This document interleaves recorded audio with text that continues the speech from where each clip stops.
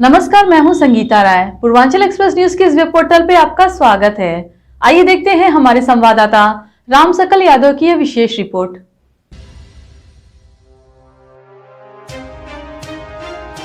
आजमगढ़ लोकसभा उपचुनाव में सोमवार को राष्ट्रीय उलमा काउंसिल ने बहुजन समाज पार्टी के प्रत्याशी को समर्थन देने का ऐलान किया। दोनों दलों के नेताओं ने एक मंच पर खड़े होकर इसका ऐलान किया। आरयूसी के समर्थन देने के बाद जिले का सियासी तापमान एक बार फिर गर्म हो गया। इसी के साथ दोनों पार्टी के नेताओं ने समाजवादी पार्टी और भाजपा पर जमकर हमला बोला। बसपा प्रत्याशी ने जहां जीत का दावा किया तो वहीं सपा पर जमकर हमला बोलते हुए कहा कि सपा का गढ़ जमींदोज हो गया है, अब उनकी ठेकेदारी नहीं चलने वाली है। सपा पर तंज कसते हुए उन्होंने कहा कि पूरे देश में मुस्लिम नेताओं को उतार दिए हैं। हम कह रहे हैं कि दुनिया में अगर उनके कोई नेता बचे हो तो उन्हें भी भेज दें ताकि हारने पर कोई पछतावा न हो।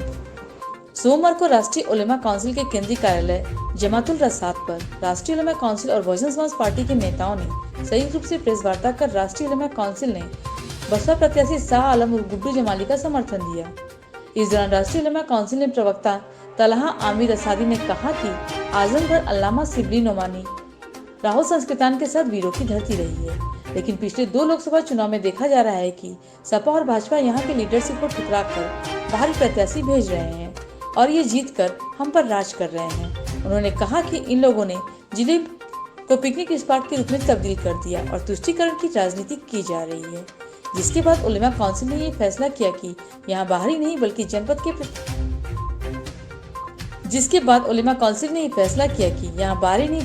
के प्रत्याशी को समर्थन दिया जाए। उन्होंने कहा कि जब हमारे जनपद वासी कोरोना जैसी महामारी में ऑक्सीजन के लिए तड़प रहे थे तो हम लोगों ने मेहनत की। यही नहीं, बसपा प्रत्याशी शाह आलम जो कि हमेशा सामाजिक कार्यों में रहते हैं, इन्होंने 600 नए ऑक्सीजन सिलेंडर मंगाकर यहाँ के लोगों की सेवा की थी, लेकिन हमारे हुक्मरान गायब थे। वहीं बसपा प्रत्याशी शाह आलम ने राष्ट्रीय उलेमा काउंसिल के राष्ट्रीय अध्यक्ष मौलाना आमिर असादी सहित पार्टी के सभी नेताओं के प्रति आभार व्यक्त करते हुए कहा कि समर्थन से चुनाव में फर्क पड़ेगा। आरयूसी का अपना कैडर है और प्रत्येक विधानसभा में वोट भी है। उत्साह से लबरेज शाह आलम और गुड्डू जमाली ने कहा कि समाजवादी पार्टी की ठेकेदारी अब समाप्त होने वाली है। समाजवादी पार्टी ईमानदार नहीं है। हमारे समाज का सबसे बड़ा नुकसान करने वाली पार्टी कोई है तो वह समाजवादी पार्टी है। बसपा प्रत्याशी ने सपा पर हमला बोलते हुए कहा कि समाजवादी पार्टी में कोई ऐसा मुस्लिम लीडर नहीं बचा है जो चुनाव प्रचार न कर रहा हो, लेकिन हम कहते हैं कि कल कोई पछतावा न रह जाए। दुनिया में कहीं भी कोई और लोग हो तो बुला ले ताकि हारने के बाद कोई पछतावा न रहे कि कोई कमी रह गई। बसपा प्रत्याशी ने कहा कि सपा जो किले की बात करती है अब वो पूरी तरह से जमींदोज हो चुकी है। बसपा प्रत्याशी ने कहा कि सपा जो किले की बात करती है वह पूरी तरह से जमींदोज हो चुकी है। आज वे फर्जी वाहनों को लेकर घूम रहे हैं। बाहरी लोग 100 पीस हो सकते हैं लेकिन एक वोट नहीं दे सकते। उन्होंने कहा कि सपा और भाजपा दूसरे और तीसरे के लिए लड़ रहे हैं। वही बहुजन समाजवादी पार्टी चुनाव उन्होंने कहा कि सपा और भाजपा दूसरे और तीसरे के लिए लड़ रहे हैं। वही बहुजन समाजवादी पार्टी चुनाव को जीत चुकी है। और जैसा कि आप जानते हैं कि इस वक्त चुनाव समर चल रहा है और आजमगढ़ में एक बाई इलेक्शन हो रहा है और उसी की गहमा गहमी है। राष्ट्रीय उलेमा काउंसिल, आप सभी लोग जानते हैं कि इस चुनाव में हम लोग डायरेक्ट पार्टिसिपेट नहीं कर रहे हैं, हम भाग नहीं ले रहे हैं। तो अभी तक हम लोग तटस्थ थे इस चुनाव में और 3 पार्टियां यहाँ चुनाव लड़ रही थी।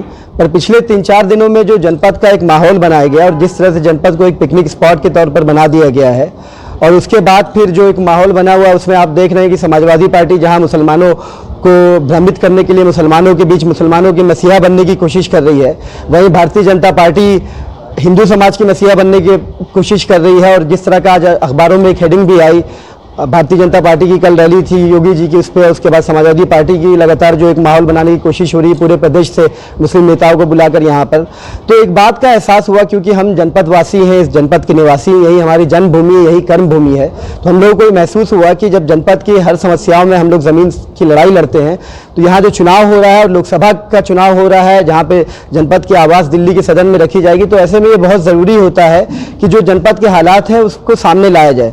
यहाँ जो भाजपा के प्रत्याशी हैं आप जानते हैं कि वो भी बाहरी हैं, यहाँ जो सपा से प्रत्याशी हैं आप जानते हैं वो भी बाहरी है, और पिछले 2 चुनाव में लगातार जो बाहरी लोग यहाँ पर आकर हुक्मरानी कर रहे हैं हमारे ऊपर, तो ये एक प्रतीत होता है कि अल्लामा शिबली नुमानी की सरजमीन, राहुल संकृत्यायन की सरजमीन, जो जहाँ बड़े बड़े बुद्धिजीवी दी 1857 के गदर में यहाँ पे सबसे पहले क्रांति हो गई, लोग जेल गए, तो आजमगढ़ सरजमीन जिसने देश में लगातार हर तरह, चाहे बुद्धिजीवी तबका हो, चाहे क्रांतिकारी हो, चाहे बड़े बड़े नेता यहाँ से पैदा हुए, मैं नाम लूँ तो थक जाऊंगा नाम लेते लेते, उस धरती पे क्या कोई लोकल लीडरशिप नहीं है? क्या हमारे बीच कोई ऐसा नेता नहीं है जो हमारा प्रतिनिधित्व कर चुके? क्या आजमगढ़ में, या फिर या तो एक ही साजिश है कि आजमगढ़ के नेतृत्व को, आजमगढ़ के लोकल नेताओं को, आजमगढ़ के राजनीति को खत्म करने के लिए, उसके नेताओं को, उसके टैलेंट को खत्म करने के लिए साजिश रचाई जा रही है? तो ऐसे माहौल में हम लोगों को ये प्रतीत हुआ कि जब पिकनिक स्पॉट बना दिया गया है और एक पोलराइजेशन और तुष्टीकरण की राजनीति की जा रही है, तो हमने देखा कि हमें आना पड़ेगा सामने जनपद की आवाज़ उठाने के लिए। और जब इन 3 प्रत्याशियों में आप किसी भी तरह से जब एक मुआवजा करेंगे, एक एनालिसिस करेंगे, तो आपको प्रतीत होगा कि अगर कोई लोकल प्रत्याशी यहां पर है तो गुड्डू जमाली साहब हैं। उनकी अगर आप सामाजिक सेवाओं को आप देखें, उनके योगदान को देखें, विधायक रहते हुए उन्होंने, अभी कोरोना काल का मामला आया, अखिलेश यादव जी राष्ट्रीय अध्यक्ष हैं, हमारे सांसद थे, पर तमाम पूरा जनपद इस बात की, इस कमी को महसूस करता रहा है कि जब जरूरत पड़ी, जब लोग तड़प रहे थे दवाओं के लिए, ऑक्सीजन के लिए, हम लोग लगातार जो ऑक्सीजन के प्लांट थे वहां पर रिलीफ का काम कर रहे थे, सदर अस्पताल में काम कर रहे थे, तो हम लोग लगातार समन्वय बना हुआ था। जमाली साहब ने जिस तरह से यहाँ पे ऑक्सीजन के लिए काम किया और तमाम राशन का वितरण किया, तो ये नहीं कि ये सिर्फ मुबारकपुर में कर सकते थे, पूरे जनपद में इन्होंने लोगों के काम आए। तो जब हमारे बीच में एक लोकल नेता है, लोकल लीडरशिप की बात है, जो हमारा पड़ोसी भी है, हमारी आवाज उठा सकता है, तो नैतिकता के आधार पर, मानवीय संवेदनाओं के आधार पर हमें यह प्रतीत हुआ कि इन हालात में ये हमारा फर्ज बनता है कि हम गुड्डू जमाली साहब के समर्थन में खड़े हों, उनका साथ दें।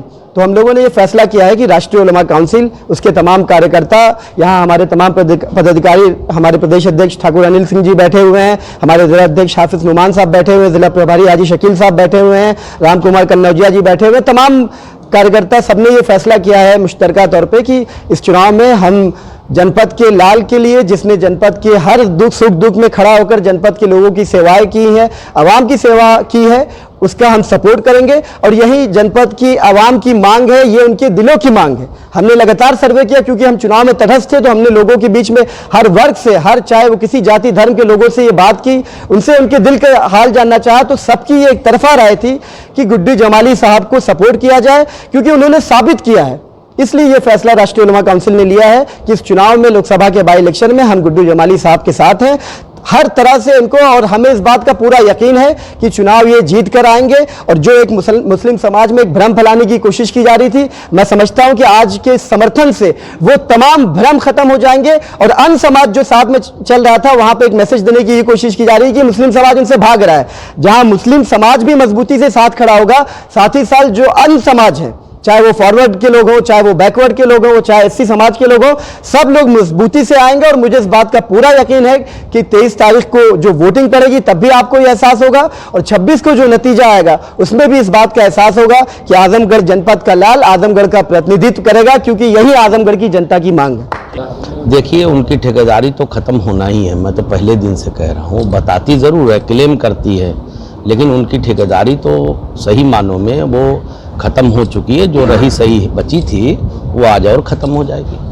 उनको तो ख़त्म होना ही है। They are not honest people. वो कहते ज़रूर हैं कि हम हमारे शुभ चिंतक हैं। सबसे बड़ा नुकसान पहुंचाने वाला इस कम्युनिटी को वही पार्टी है। समाजवादी पार्टी के ही मारे हुआ है ये समाज। एक आजम खान साहब भी आए थे, मार्मिक अपील करके गए, लेकिन क्या असर रहेगा उसका कुछ? देखिए, मैं सीनियर लीडर हैं, कोई मुझे कुछ कहना नहीं है। सभी लोग आ रहे हैं, कौन बचा है समाजवादी पार्टी में?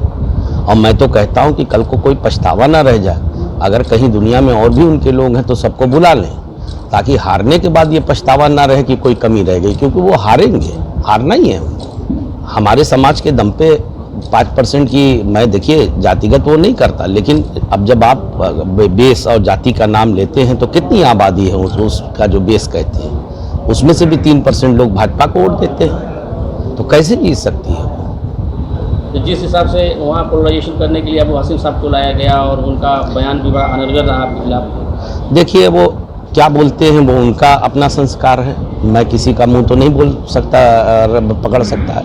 ये तो उनकी अपनी रिस्पॉन्सिबिलिटी और जिम्मेदारी है।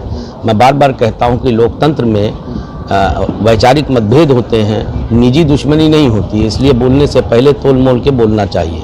लेकिन वो उनका संस्कार है, अब मैं उस पर ज़्यादा बात नहीं करना चाहता। लेकिन ये बात तय है कि वो कितना भी पोलराइजेशन कर लें, मैं धर्म जाति के नाम पे वोट नहीं मांगता। शाह आलम गुड्डू जमाली इस ज़िले का बेटा है, सभी धर्मों के लोग मुझे प्यार करते हैं और मेरा दिल इस बात से बहुत भावुक हो जाता है, जितना मुझे मुस्लिम प्यार करता है उतने ही मेरे हिंदू भाई प्यार करते हैं। मैं खाली मुस्लिम भाइयों के वोट से नहीं जीतूँगा, मुझे हिंदू भाई जिताएगा। आप देखिएगा, मुझे हर तरफ से वोट मिलेगा। देखिए, मैं तो सही बात ये कि हम लोग तो यहीं खेले बड़े हुए हैं, ये ज़िला मेरा है, कोई ऐसा तो नहीं है, हमें बहुत पहले का रिश्ता है। मुझे खुशी इस बात की है कि सही चीज़ को समझा हमारे भाइयों ने। तलहा ने अभी जो बात कही है यही तो मैं कह रहा हूँ, और उन्होंने तो बहुत इतना डिटेलिंग किया और अच्छे से अपनी बात को रखा। मैं नहीं समझता कि अब कुछ बचा है कहने के लिए। अब जो रहा सहा उनका था वो भी ख़त्म हो जाएगा। जो किले की वो बात करते हैं ना, वो बिल्कुल ज़मींदोज़ हो चुका है, ख़त्म हो चुका है, ध्वस्त हो चुका है। फर्जी गाड़ियाँ लेके घूम रहे हैं तो देखिए, बाहर के लोग एक शो पीस हो सकते हैं, दे में भी एक गुड शो पीस, लेकिन वोट तो लोकल जनता देगी भाई।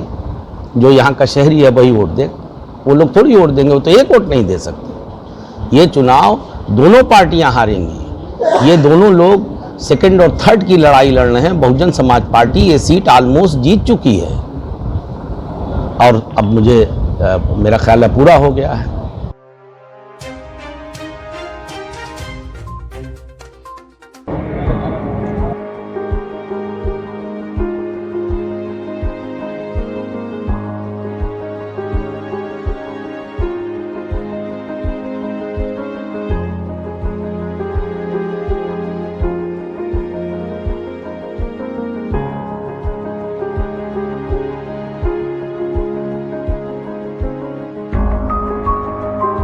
अगर आपको हमारी खबर पसंद आई हो तो हमारे चैनल को लाइक, सब्सक्राइब और शेयर जरूर करिए।